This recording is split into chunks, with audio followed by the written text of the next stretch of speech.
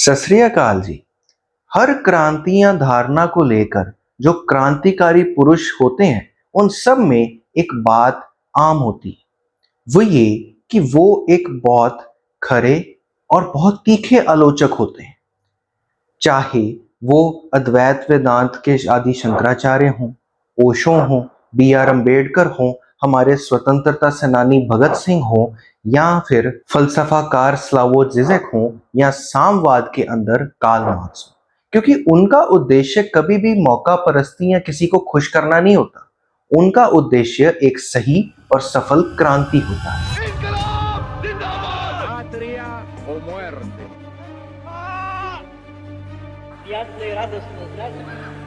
Товарищи, рабочий крестьян. Uno toma uno. Es stimmt oyes. Je will easy.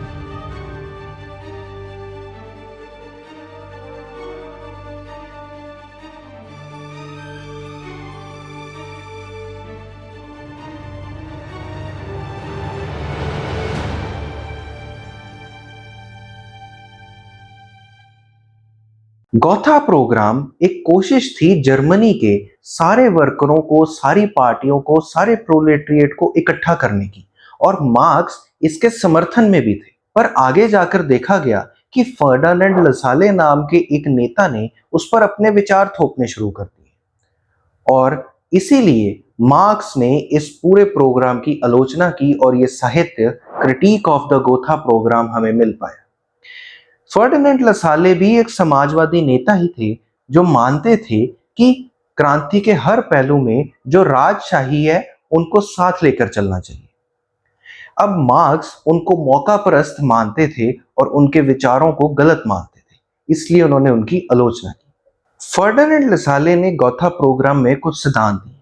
पहला तो यह था कि जो उत्पादन है उसका कुल कारण मजदूरी है। दूसरा था कि उत्पादनों को निरपेक्ष तरीकों के साथ मजदूरों में बांटना चाहिए। तीसरा, पूरे उत्पादन पर पूरा हक मजदूरों का है। चौथा, मजदूरों को छोड़कर हर वर्ग विरोधी है। पांचवा, तनख्वाहों को और आयरन लॉज ऑफ वेजेस को खत्म कर देना चाहिए। छठवां, सामवाद एक राष्ट्र के अंदर बंधी हुई क्रांति है और इससे एक फ्री स्टेट का निर्माण होना चाहिए। ये सब सिद्धांत फर्डिनेंड लसाले ने दिए। अब हम लोग जब इन सिद्धांतों को देखते हैं तो ये काफी हद तक हमें कम्युनिस्ट ही दिखते हैं। हमें देखकर तो लगता यही है कि अगर ये विचार ऐसे हैं जो हम कम्युनिज्म की धारणा मानते हैं तो मार्क्स ने इनकी आलोचना क्यों की? क्योंकि मार्क्स कोई आम फिलसफाकार नहीं है।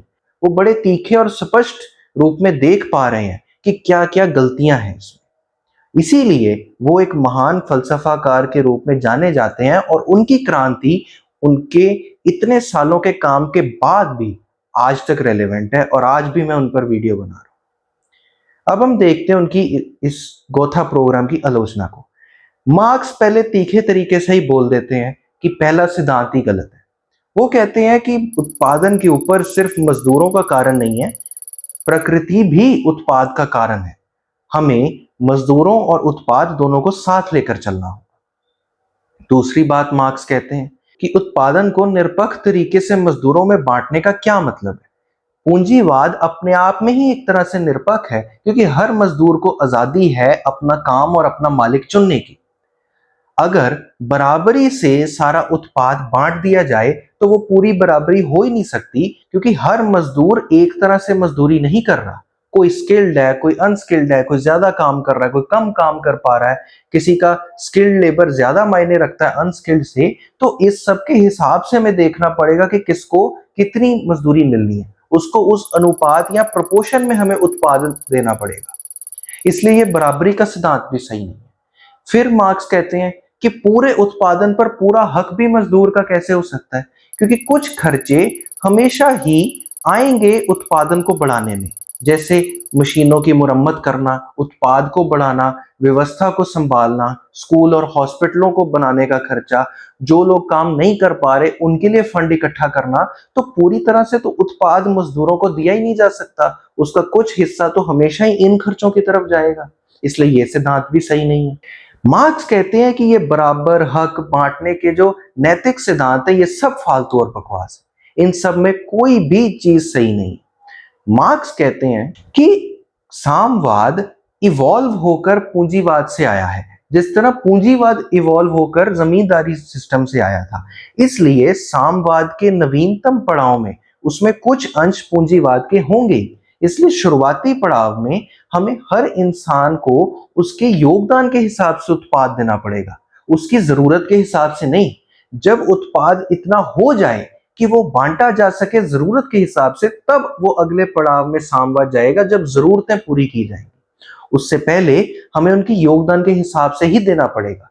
बराबरी का सिद्धांत तब तक काम नहीं करता जब तक उत्पाद हमारे पास कम है। जो लोग आज मार्क्सवाद या साम्यवाद की आलोचना इस चीज पर करते हैं कि मार्क्स इंसानी फितरत नहीं जानते थे और वो जरूरत के हिसाब से बांट देते थे जिससे लोग काम ही नहीं कर सकते, उनको ये चीज देखनी चाहिए कि क्रिटिक ऑफ गोथा प्रोग्राम में उन्होंने साफ साफ कहा है कि जरूरत के हिसाब से बांटना तभी फायदेमंद है जब उत्पादन उतना हो जाए कि बांटा जा सके।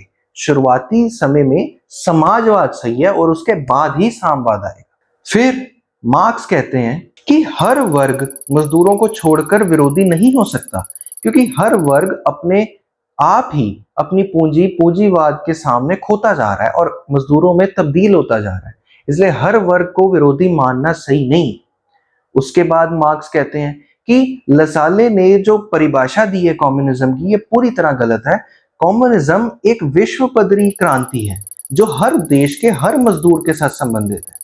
हर देश में क्रांति लानी होगी ताकि उत्पादन के जो साधन है वो मजदूर के हाथ में आ सके, और मजदूर हर देश में है और हर देश के अपने हिसाब से क्रांति लाकर इस चीज को हासिल करना होगा। फिर मार्क्स कहते हैं कि अगर तनख्वाहों का सिस्टम ही खत्म हो गया तो फिर जो लॉ ऑफ वेजेस हो, वो चाहे आयरन का हो, स्पंज का हो, उससे क्या फर्क पड़ता है। अगर तनख्वाहों का ही व्यवस्था खत्म हो गई तो फिर उसका लॉ ऑफ वेजेस भी कोई मायने नहीं रखता। और फिर मार्क्स अंत में कहते हैं कि कोई भी फ्री स्टेट का निर्माण हो ही नहीं सकता, या तो हुकूमत पूंजीपति की होगी या हुकूमत प्रोलेटरिएट की होगी। बीच में बस तब्दीली का समय आएगा। निरपेक्ष तरीके से कोई भी फ्री स्टेट कभी हो ही नहीं सकती। और अंत में मार्क्स अपने इस पूरे व्याकरण का सारांश देते हुए कहते हैं कि अगर हम ये देख सकते हैं कि पूंजीवाद मजदूर के लिए गुलामी है, तो हमको मजदूर की हालत सही करने पे काम नहीं करना चाहिए। हमको इस पूरी की पूरी गुलामी की व्यवस्था को खत्म करने के लिए काम करना चाहिए, क्योंकि ये गुलामी है। यहां पर मार्क्स का एक बहुत जरूरी साहित्य critique of the Gotha programme खत्म होता है।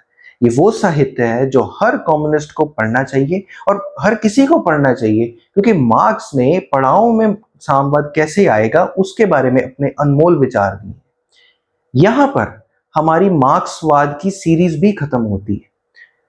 मैं जानता हूं कि अभी सबसे जरूरी ग्रंथ दास कैपिटाल अभी रहता है, पर उसके बारे में एक वीडियो पे बात करना मुमकिन नहीं है। तो अगर आप चाहते हैं कि मैं दास कैपिटाल पे एक अलग से सीरीज बनाऊं तो प्लीज मुझे कमेंट्स में बताइए, मैं जरूर बनाऊंगा अगर कमेंट्स आते हैं। मैं अगली वीडियो से किसी और शख्सियत पे बात करने से शुरू करूंगा। तब तक के लिए हमें दीजिए इजाजत। धन्यवाद।